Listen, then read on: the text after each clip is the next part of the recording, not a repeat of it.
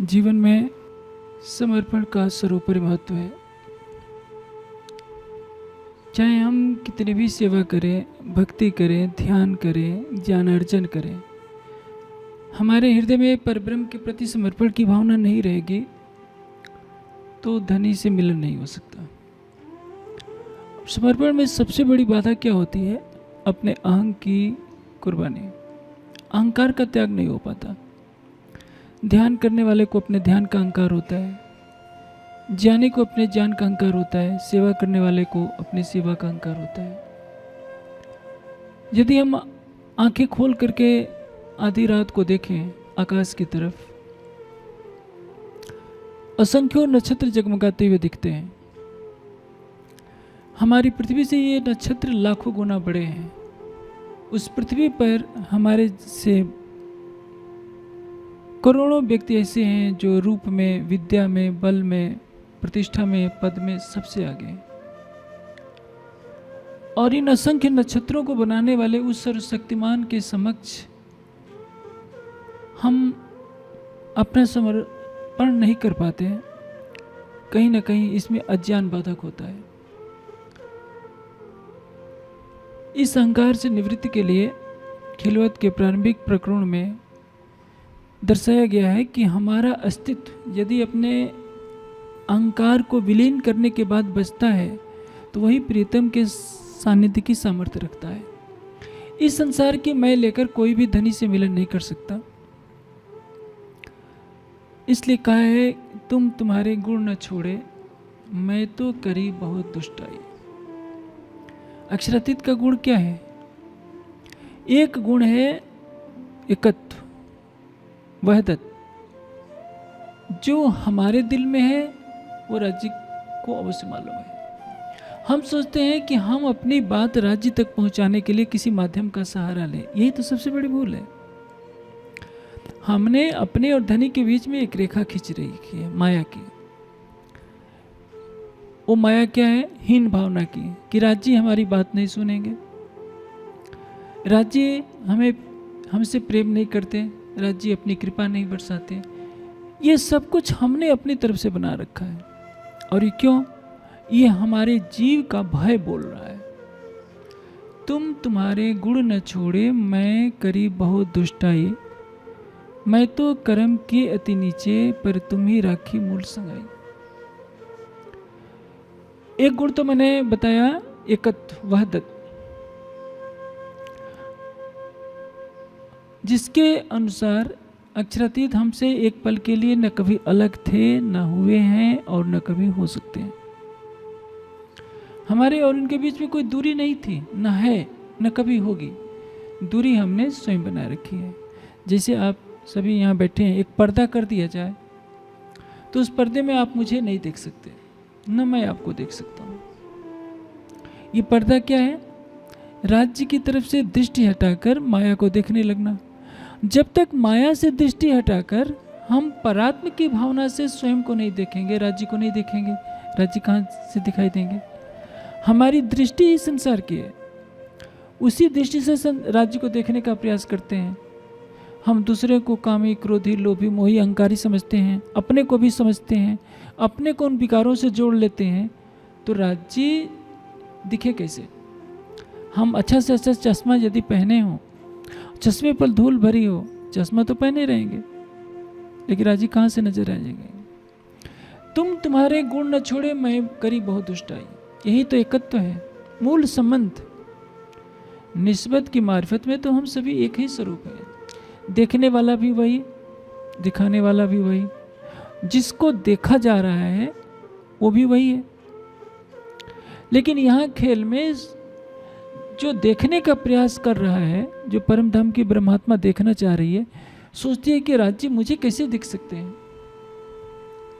एक अधिकार तो स्वयं लेना पड़ेगा कि हम उस वहदत के स्वरूप हैं, जिस वहदत की मारिफत में राज्य, श्यामा जी, सखियाँ, पशु पक्षी, खूब खुशहालियाँ, परम धाम का एक एक कण भी उन्हीं का स्वरूप है। लेकिन इसके लिए आत्मविश्वास चाहिए, क्योंकि हम अपने गुनाहों को देखते हैं तो लगता है कि हमसे तो बहुत बड़े पाप हो चुके हैं, हम राज्य को भला कैसे देख पाएंगे।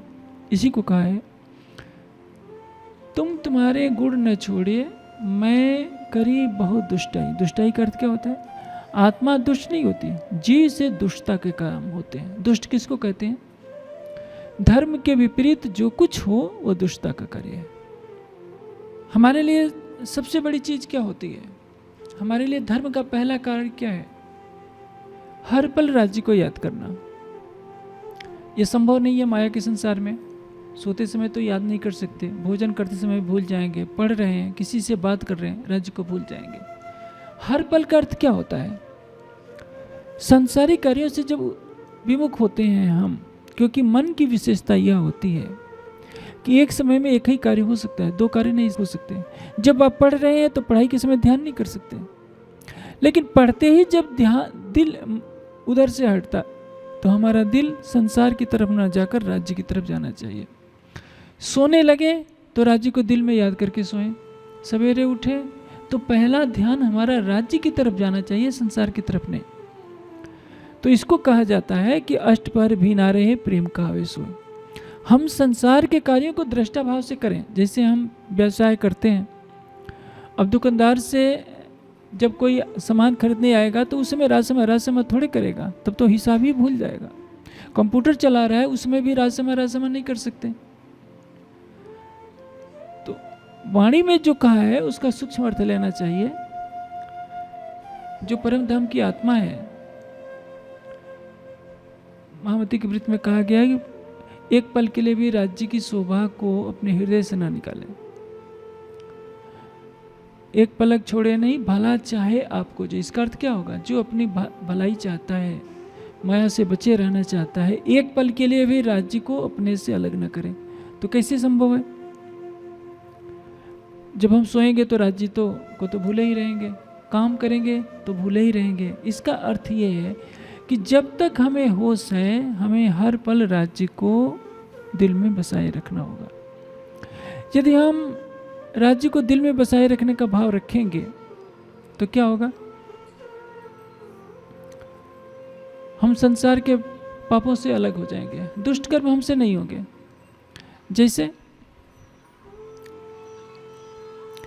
हम किसी सामान की चोरी कब करेंगे?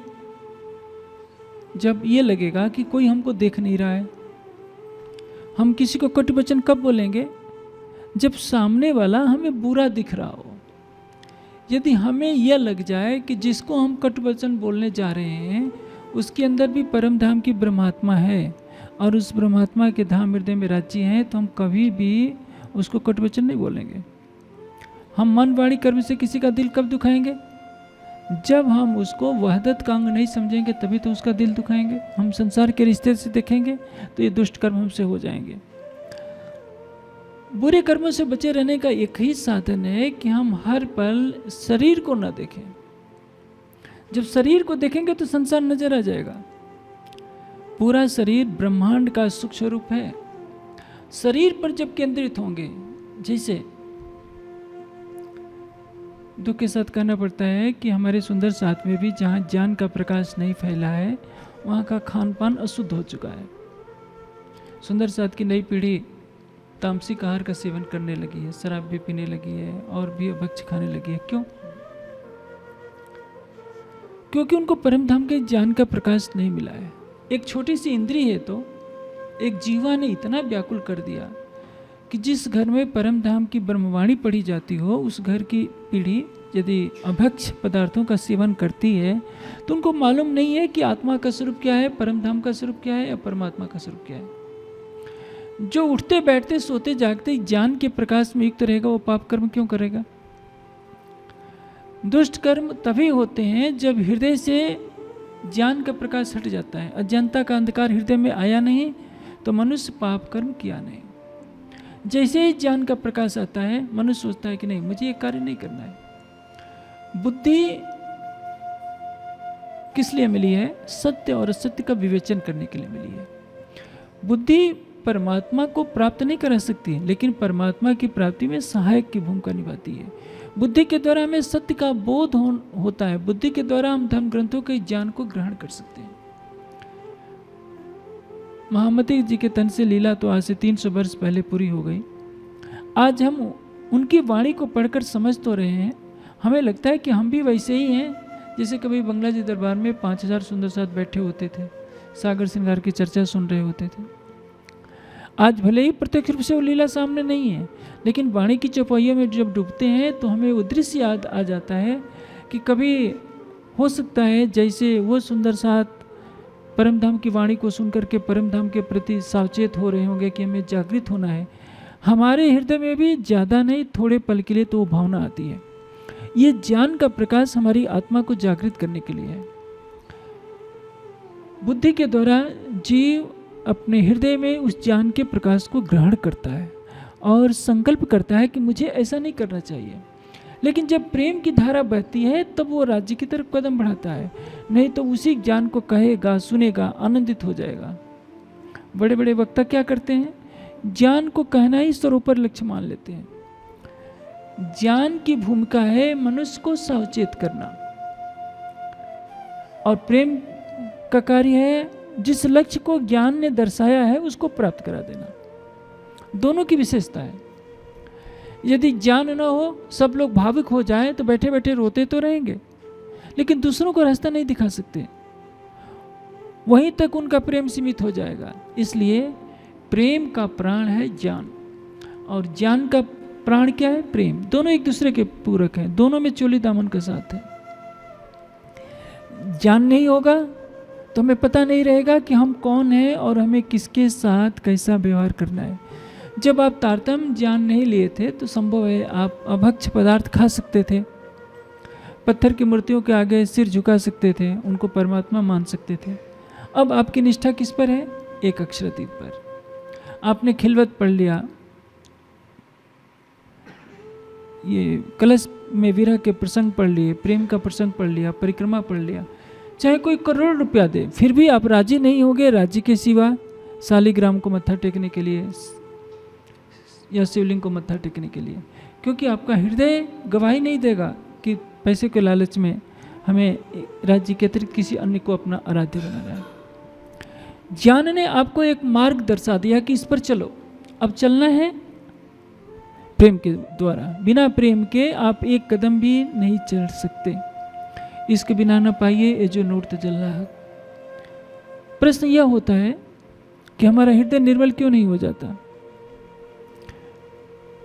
हृदय तो निर्मल उसी क्षण से होना शुरू हो जाता है जिस क्षण से आपने राज्य के चरणों में अपना समर्पण कर दिया होता है। लेकिन हम जरूर ध्यान करते हैं, हमारा हृदय राज्य के लिए पूरी तरह समर्पित नहीं होता। देखिए, आग में लोहा डाल दीजिए तो आग की जितनी तीव्रता होगी उतनी ही तीव्रता के अनुसार लोहा गर्म होगा। आप ऐसी आग में लोहा डाले हैं जो कभी बुझ जा रही है, कभी धुआं उठ रहा है, तो लोहे को गर्म होने में बहुत समय लग जाएगा। कोयले की आग धधक रही है, थोड़ी देर में लोहा गलने लगेगा। इसलिए जितनी देर आप ध्यान में बैठते हैं पूर्ण समर्पण के साथ बैठिए, इस शरीर को भुला दीजिए और अपने अंदर परात्म की भावना कीजिए कि मेरी आत्मा परात्म की स्वरूपा है, ये शरीर तो माया का है। जब इस मायावी शरीर से आपकी दृष्टि हट जाएगी, इसका चिंतन हट जाएगा, तभी पूर्ण समर्पण होगा। और पूर्ण समर्पण में आप अपनी परात्म की भावना से जब राज्य को याद करेंगे तो आपके जीव के विकार तभी से हटना शुरू हो जाते हैं। आपने थोड़ी देर ध्यान किया, 24 घंटे तो माया में रहना होता है, माया के काम करने होते हैं। शुरू में मन के विकार हावी रहेंगे, लेकिन धीरे धीरे अंतरात्मा से आवाज़ आती जाएगी, नहीं ये गलत है, ये गलत है। यदि आपने ध्यान नहीं किया तो ये आवाज़ नहीं आएगी, आप अपनी अंतरात्मा की आवाज़ को नहीं सुन पाएंगे। आप केवल कर्मकांड कर लेते हैं। 5 बार तारतम का पाठ कर लिया, चरणामृत प्रसाद ले लिया, जोर जोर से आरती में नाच कूद लिया, तो संसार की नज़र में तो आप बहुत बड़े भक्त सिद्ध हो जाएंगे, लेकिन आपके हृदय में समर्पण तो नहीं आया। आपने स्वयं को परात्म की भावना से अपने को भावित तो नहीं किया। आपने राज्य के नख से सिख तक की शोभा को देखने का प्रयास नहीं किया। दिल में थोड़ा सा भाव था और उस भाव के अनुसार आपने सबको दर्शा दिया। देखिए, मैं जोर जोर से आरती करता हूँ, राज्य को रिझाने के लिए नाचता हूँ। एक माया का विकार थोड़ा सा दूर हुआ, आपने अहंकार का पहाड़ खड़ा कर लिया। तो ऐसी स्थिति में हृदय पूरी तरह से निर्मल नहीं हो सकता। मैं तो कर्म की अति नीचे, पर तुम ही राखी मूल संगाई। हमारे जीव को देखा जाए तो हमारे जीव से बहुत बुरे बुरे कर्म हो जाते हैं। तारतम्य वाणी का प्रकाश पाने के बाद तो हम डरते हैं कि नहीं, हमें ऐसा कार्य नहीं करना चाहिए। लेकिन हमारे जीव ने पूर्व जन्म में बहुत पाप किए होंगे। सुंदर सा से भूल यह हो जा रही है कि दूसरे पंथों के लोग तो ज़्यादा डरते हैं, हम नहीं डरते। सोचते हैं कि परम धाम तो हमें जाना ही है, और हम परम धाम की आत्मा है, हमारे ऊपर कर्मों का बंधन नहीं लगता। आत्मा पर तो बिल्कुल नहीं लगा, जीव पर तो लगेगा ही। आप जाकर किसी को चांटा मार दीजिए और कहेंगे कि हम परम धाम की आत्मा है, हमारे विरुद्ध में थाने में केस नहीं लिखा जाएगा, तो इस देश का संविधान थोड़े मानेगा कि आप परम धाम की आत्मा है, आप किसी को चांटा मारे और आपके विरुद्ध केस ना लिखा जाए। आप खूब मिठाइयाँ छिप छिप कर खाएं और चाहो कि हमें डायबिटीज ना हो, ये तो नहीं होगा। आप पढ़ो नहीं और सोचो कि परम धाम की आत्मा है, परीक्षा में मेरिट लिस्ट में आ जाए, ये संभव नहीं है। यहाँ के विधान यहाँ चलेंगे, आपके जीव को उन विधानों का पालन करना पड़ेगा। जो आपकी आत्मा है वो परम धाम की है, और परम धाम की आत्मा पर माया का कोई विकार हावी नहीं होता। लेकिन परम धाम की आत्मा को चितवनी में पर आत्म की भावना लेना पड़ेगा। और जब परात्म की भावना में आप डूब गए तो काम क्रोध मद लोभ के विकार आपको क्यों सताएंगे। लोभ आपको तब होगा जब आप शरीर भाव से देखेंगे। आपको हीरो की तिजोरी के एक मकान में रख दिया जाए तो आप चोरी करेंगे कब? जब आपको शरीर दिखेगा तब ना, कि मुझे इस शरीर को सुंदर बनाना है तो एक हीरे का हार चुरा लेते हैं तो हमारा शरीर सुंदर दिखेगा। यदि आपने परम धाम की आत्मा का भाव ले लिया तो आपको हीरे के मोतियों के हार क्यों लोभ में डालेंगे। परम धाम की आत्माओं की तो बात छोड़िए। एक बार मीराबाई आती है, उनके गुरु थे रविदास जी बनारसी में। देख रही है कि मेरे गुरुदेव झोपड़ी में बैठे हैं और जूते बना रहे हैं, पसीने से लथपथ हैं। कहा कि ये तो मेरे लिए बहुत बदनामी की बात है, मैं राजघराने की और मेरे गुरुदेव झोपड़ी में रहते हैं। मीरा ने अपना 9 लखा हार उतारा और गुरुदेव के चरणों में रख दिया। कहा कि गुरुदेव आप इतनी झोपड़ी में रहते हैं, पसीने से लथपथ हैं, अपने रहने के लिए एक बढ़िया बना लीजिए। रविदास ने मना किया कि अरे मीरा मुझे ये सब नहीं चाहिए। कहे कि नहीं गुरुदेव आपको तो ये रखना ही पड़ेगा। मीरा चली गई। रविदास जी ने उस हार को एक जगह एकांत स्थान में खूंटी में टांग दिया। 1 वर्ष के बाद मीरा पुनः आती है, देखती है कि गुरुदेव ने तो कोई निवास बनाया नहीं, जैसा का तैसा है। कहने लगी गुरुदेव आपने निवास बनाया नहीं, वो हीरे का हार क्या हो गया। मीरा को लगा कि चोरी हो गया होगा। रविदास कहते कि देखो मीरा उस कोने में टंगा हुआ है। मीरा सन्न रह गई। उस हार को उन्होंने ऐसे ही टांग रखा था जैसे उसकी कोई कीमत ही ना हो। मीरा की नज़र में वो हीरे मोतियों का जड़ा हुआ 9 लखा हार था, लेकिन एक योगी महात्मा की दृष्टि में वो क्या था, कंकड़ पत्थर ही थे। यदि रविदास को इतना मोह नहीं हो सकता, क्योंकि उन्होंने सोचा कि परमात्मा को पाना है तो इन चीज़ों से दूर रहना होगा, मोह आसक्ति से दूर रखना होगा। हम सुंदर साथ अपने को परम धाम की भावना में नहीं डुबो पाते, इसलिए तो काम सताता है, क्रोध सताता है, लोभ सताता है, मोह सताता है, अहंकार सताता है। मंदिरों में झगड़े, आश्रमों में झगड़े, सुंदर साथ के अंदर आपस में झगड़े, कहीं भी मेल नहीं मिलाप नहीं है। क्यों? क्योंकि सभी अपने को शरीर से देख रहे हैं, संसार से देख रहे हैं। शरीर और संसार की दृष्टि जब तक बनी रहेगी माया का विकार आपके पीछे पीछे घूमता रहेगा। तुम तुम्हारे गुण न छोड़े, मैं करी बहुत दुष्टाई, मैं तो कर्म की अति नीचे, पर तुम ही राख्या मूल संगाई। ये बात कब कही जा रही है? यह है समर्पण की भूमिका। एक आत्मा अपना सर्वस्व समर्पण कर देती है राज्य के चरणों में, तो कहती है कि मैं तो कर्म किए अति नीचे, पर तुम ही राखी मूल संगाई। आप देखिए, आप घर के बहुत लाडले हैं, लेकिन आप पड़ोस में कहीं चोरी करके चले जाइए और पड़ोस वाला शिकायत करके आ जाए तो देखिए आपके घर में डंडे आपकी पीठ पर बजने शुरू हो जाएंगे। आप घर की बहू हैं, किसी गलत विचारधारा वाले व्यक्ति से घनिष्ठता कर लीजिए तो आपका पति आपको छोड़ने के लिए तुरंत तैयार हो जाएगा, कोई रिश्ता नहीं रखता। ये बहुत ही कठोर दुनिया है।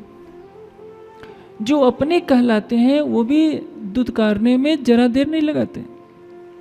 लेकिन एक राज्य है, वे हमारे पापों को नहीं देखते। हमारे तन से न जाने कितने पाप हो जाते हैं।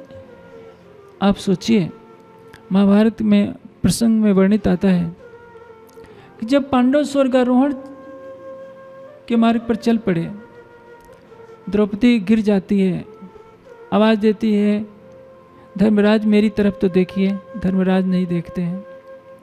भीम गिर जाते हैं, प्राण छूट जाते हैं। गिरते समय कहते हैं कि धर्मराज मेरी तरफ तो देखिए,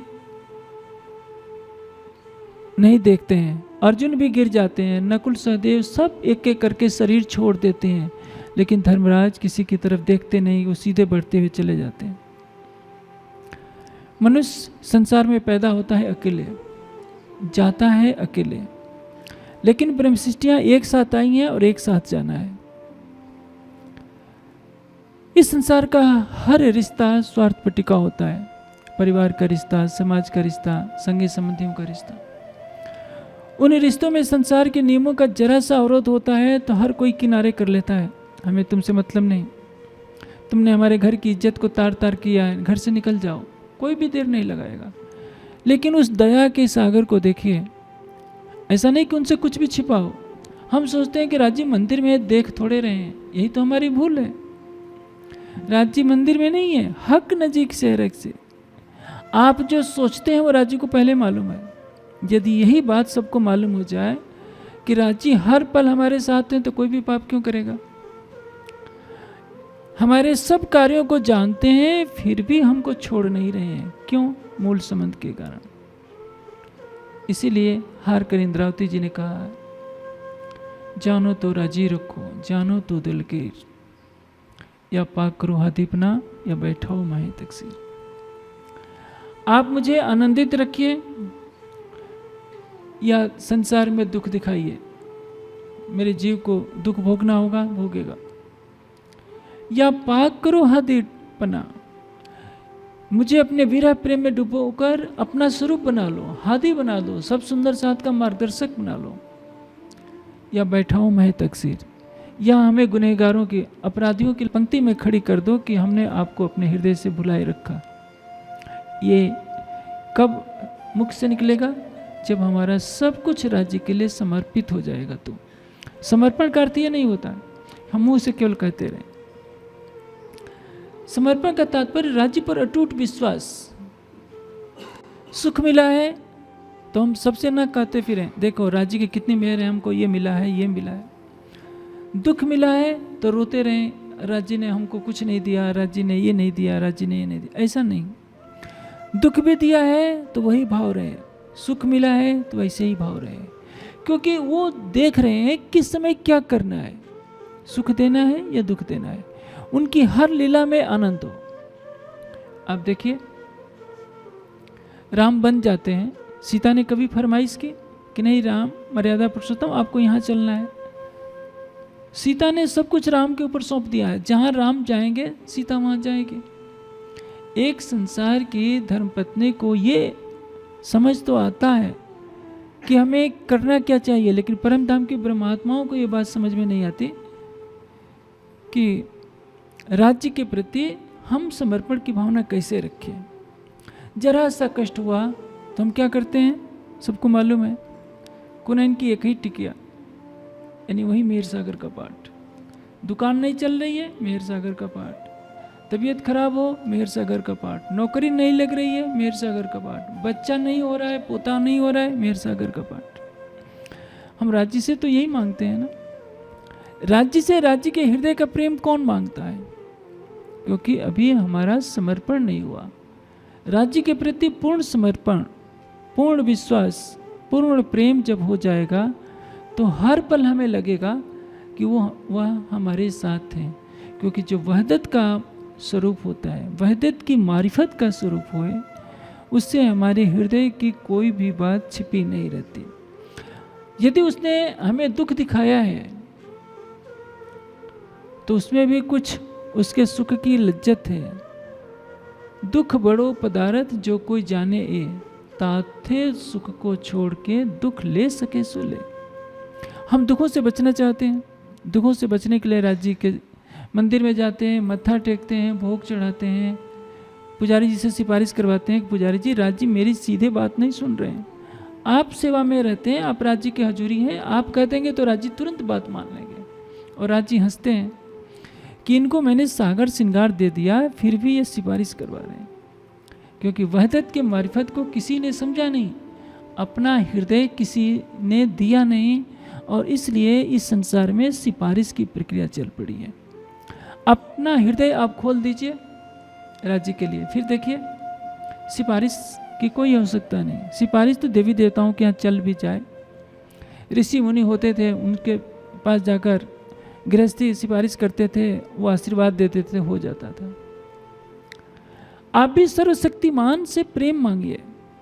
आप कहिए रात को सोते समय कि राज जी हमारा हृदय आपके प्रति समर्पित हो, हमारे हृदय में आपका प्रेम बसे, हमारे हृदय से माया के विकारों को निकाल दीजिए, हमारे हृदय में आप अपनी शोभा दर्शा दीजिए। तो एक कुएं से रस्सी जब खींची जाती है तो उसकी रगड़ से कुएं की जो मुंडेर है वो भी खींच जाती है। सर्वशक्तिमान जो अक्षरातीत है, दया सिंध सुख सागर है, दया का भंडार है, अनंत सागर, इश्क गंज अपार, प्रेम का अनंत भंडार है, अनंत राशि है वो, वहाँ सिफारिश की आवश्यकता ही नहीं है। आप हृदय में इच्छा करेंगे वो तुरंत पूरी हो जाएगी। इच्छा करने से पहले वो पूरी करने वाला है। वो तो केवल एक शर्त रखता है कि तुम अपने हृदय में समर्पण की भावना लाओ, प्रेम की भावना लाओ, विरह में डूबो। और हमसे वही नहीं हो पा रहा है। हम दुनिया वालों की तरह मेहर सागर के गोटे पधरा करके बैठ जाते हैं, मन्नत मांगना शुरू कर देते हैं। मैं नहीं कहता कि मत मांगिए, मंदिर में जाकर नारियल चढ़ा देते हैं। अरे नारियल क्यों चढ़ाते हो, अपना हृदय तो चढ़ाओ। नारियल 20 रुपये में मिलता है, बहुत सस्ता है। हृदय तो हमने किसी और को दे रखा है, पत्नियों ने पति को दे रखा है, पतियों ने पत्नी को दे रखा है, बहनों ने सहेलियों को दे रखा है, और भाइयों ने दोस्तों को दे रखा है। कोई राज्य को नहीं देता। राज्य तो एक व्यवसायी की तरह नजर आते हैं कि 100 रुपये की मिठाई का पैकेट चढ़ा दो और 1 लाख की लॉटरी निकल जाए, 10 लाख की लॉटरी निकल जाए। ये व्यापार है, प्रेम नहीं है। राज्य के मार्ग पर प्रेम की आवश्यकता है। उस प्रेम पर कदम रखिए। आप 1 कदम रखोगे तो राज्य 1000 कदम आपकी तरफ आएंगे, और उनको आने की जरूरत नहीं है। आपके हृदय में ही बैठे हैं, किसी मंदिर में नहीं बैठे हैं, किसी स्थान में नहीं बैठे हैं। ये भ्रम है। राज्य जब मिलेंगे आपको अपने हृदय मंदिर में मिलेंगे। हक नजीक से हरक से औड़ो पटना द्वार, खोली आंखें समझ की देखती न देखे भरतार। हम देखते हुए भी नहीं देख पा रहे हैं, हम सारी वाणी पढ़ जाते हैं, हक नजीक से हरक से, हक नजीक से हरक से, फिर भी हम क्या करते हैं, परिक्रमा। पहले मैं जब नया नया था सब लोग परिक्रमा करते थे, मैं सोचता था कि मेरे तो पैर ही दुख जाएंगे, मेरे से तो होती नहीं। सबकी देखा देखी डर के मारे मुझे भी शरीयत की लाइन में लगना ही पड़ता था कि भाई नहीं करेंगे तो परिणाम क्या होगा। किसी आश्रम में है, सब लोग परिक्रमा कर रहे हैं और आप न करो तो क्या परिणाम क्या होगा, बिस्तर बांधिए। लेकिन प्रश्न यह है, परिक्रमा का अर्थ क्या होता है? अपना हृदय आराध्य के प्रति समर्पित कर देना। अपना हृदय दे दीजिए। यदि आपने अपना हृदय राज्य को दे दिया, जिस हाल में रख रहे हैं हंसते रहिए, मुस्कुराते रहिए। एक ही वाक्य निकालिए, जो आपने किया ठीक किया। तभी तो कहा जा रहा है जानो तो राजी रखो, जानो तो दलगीर। मुझे दुख हो रहा है या सुख हो रहा है, मुझे कोई गिला शिकवा नहीं, इसमें भी आपकी रजा है। आपने दुखों का पहाड़ दे दिया तो भी मुझे हंसना है। आपने सुख दे दिया तो ये सुख मुझे मोहित नहीं कर सकता, मेरी आत्मा आपके प्रेम में डूबी रहेगी। आप मुझे शोभा दे दो, सबका हादी बना दो तो भी मुझे कोई अहंकार नहीं।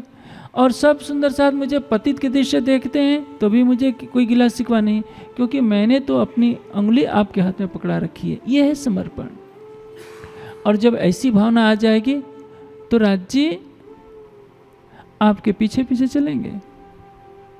इंद्रावती जी कहती हैं कि राज्य अच्छी तरह से जानते हो, जहाँ मैं बुलाऊंगी वहीं आपको आना पड़ेगा, जैसे मैं नाचने को कहूँगी आपको नाचना पड़ेगा। ये कब होगा? जब हमारे हृदय में वैसा अटूट विश्वास हो, अटूट प्रेम हो, अटूट समर्पण हो, अटूट श्रद्धा हो। इसलिए राज्य पर दोष देने की अपेक्षा हमें अपने आंतरिक विकास की तरफ ध्यान देना होगा, बाहर की भक्ति छोड़कर कि लोग हमें बहुत अच्छा कहें, सब सुंदर साथ में मेरे ध्यान का डंका बज जाए कि हम इतना ध्यान करते हैं, इतना पढ़ते हैं। इन चीज़ों से पीछे हटिए। दिखावा कुछ नहीं, जो कुछ कीजिए छिपा कर कीजिए। अपनी महिमा मत फैलाइए कि हम बहुत ध्यान करते हैं, हम बहुत सेवा करते हैं, हम बहुत ये करते हैं। ये तो अहं की ग्रंथि बन रही है। सारे अहंकार को हटाकर अपना सर्वस्व समर्पण कर दीजिए। बस तू ही है, जैसा तू रखे हमें उसी में खुशी है। हम भूखो रहेंगे, नंगे रहेंगे, हमारे होठों पर कभी गिला शिकवा नहीं रहेगा। हम केवल तेरा दीदार चाहते रहेंगे, तेरा प्रेम चाहते रहेंगे और तेरी मधुर छवि को अपने हृदय में देखना चाहेंगे। बस देखिए, आप कुछ दिन रात को सोते समय इस तरह के भावों से संकल्प कीजिए, राज्य तो आपके पास पल पल रहेंगे। आप संसार में रहते हुए भी माया को कोसों दूर बनाए रखेंगे। तभी तो इंद्रावती जी कहती हैं कि करनी तुम्हारी मेरी मैं तोली, जैसे सत्य सत्य हो धनी मेरे एती है तफावत। देखा जाए तो मेरी करनी में और आपकी करनी में तो 36 का आंकड़ा है। आप जागृत हो, मैं नींद में हूं। आप नूरी स्वरूप से परम धाम में विराजमान हो, आवेश स्वरूप से महामती जी के धाम हृदय में विराजमान हो, मूल संबंध से हमारे धाम हृदय में भी विराजमान हो। लेकिन हमारे और आपके बीच में एक माया का पर्दा पड़ा है कि हमारे धाम हृदय में बैठे हैं, हमारी नज़र आपको देख नहीं पा रही है। देखती न देखे भरतार, देखते हुए भी देख नहीं पा रहे हैं, आपकी पहचान नहीं हो पा रही है। इसलिए जैसे झूठ और सत्य में जो संबंध होता है, इस संसार में आने के बाद हमारी आत्मा जिस जीव पर बैठे है उस जीव से इतने गुना हो जा रहे हैं कि हम झूठे झूठ बन जा रहे हैं। और आप तो अनादिकाल से सत्य थे, सत्य हैं और सत्य ही रहेंगे। हमारी आत्मा भी आपकी अंग रूपा होने से सत्य है, सत्य थी और सत्य ही रहेगी। लेकिन जिस जीव पर बैठी है, जीव तो माया का है, उससे गुनाह होंगे, इसलिए आत्मा पर भी ये गुनाह लग जा रहे हैं। आप हमारे ऊपर कृपा की ऐसी वर्षा कीजिए कि कभी भी हमारी आत्मा गुनाह के मार्ग पर न चले, ताकि परम धाम में उठने के बाद हमें सिर नीचा करना पड़े। और इस संसार में भी यदि हम वाणी का प्रकाश ले चुके हैं तो हमें ये सोचना होगा कि हमें तो ज्ञान दृष्टि से जागृत कर दिया गया है, और जागृत होने के पश्चात किसी को ये कहने का अधिकार नहीं है कि हमको तो किसी ने बताया ही नहीं। ब्रज में थे, आवेश लीला चल रही थी, लेकिन किसको पता था? सब नींद में थे। रास में आधी जागृति हुई। जागने के ब्रह्मांड में तारतम्य ज्ञान से जागृत होने के पश्चात क्षमा शब्द नहीं है, क्योंकि इसको जागने का ब्रह्मांड कहा गया है। मूल संबंध का पता दे दिया गया, परम धाम के चप्पे चप्पे का ज्ञान दे दिया गया।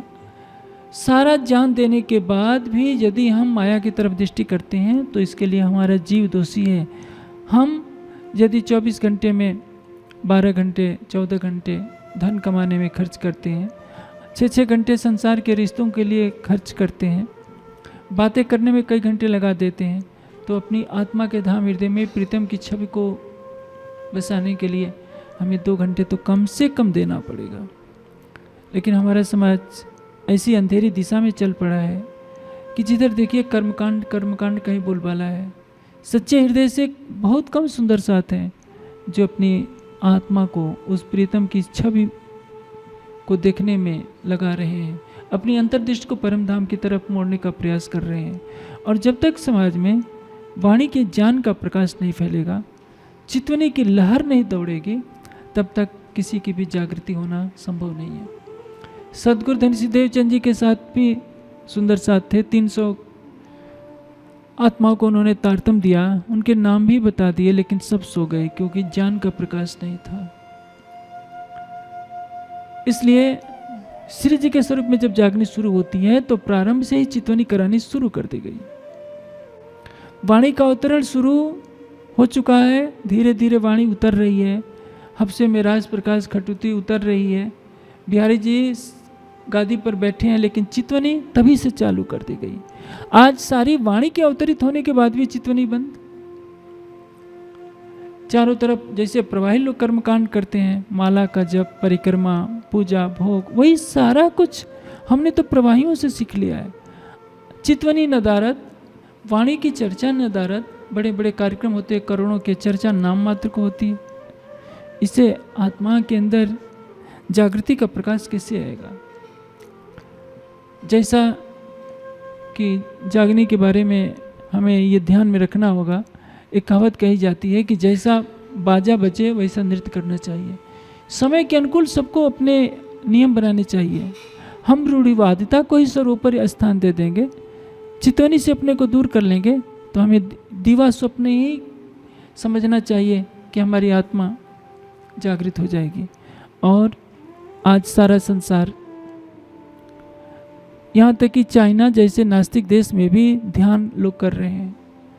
अमेरिका में कितने कार्यालयों में आप चले जाइए, वहाँ ध्यान के कक्ष बने हुए हैं, लेकिन हमारे पूरे समाज में कहीं भी ध्यान कक्ष कहाँ दिखाई देते हैं? चितवनी का तो नाम निशान ही जैसे कि मिट गया हो। वही मालाएं, वही तिलक, वही ढोल की थाप, वही नाचना, वही कूदना, जैसे कि प्रवाही किया करते हैं, हम भी वैसे करते हैं। अपनी आत्मा को राज्य के चरणों में सौंपिए, युगल स्वरूप की छवि को बसाइए। भले ही मन भटकता है तो भटकने दीजिए, एक दिन यही मन बथ जाएगा। राज्य के विरह की ऐसी अग्नि उठेगी कि इस मन के विकारों को जलाकर राख कर देगी, और ये मन निर्मल होकर राज्य के प्रेम में डूब जाएगा। तब आपके जीव को भी राज्य के चरण कमल प्राप्त हो जाएंगे और आत्मा को भी। प्रणाम।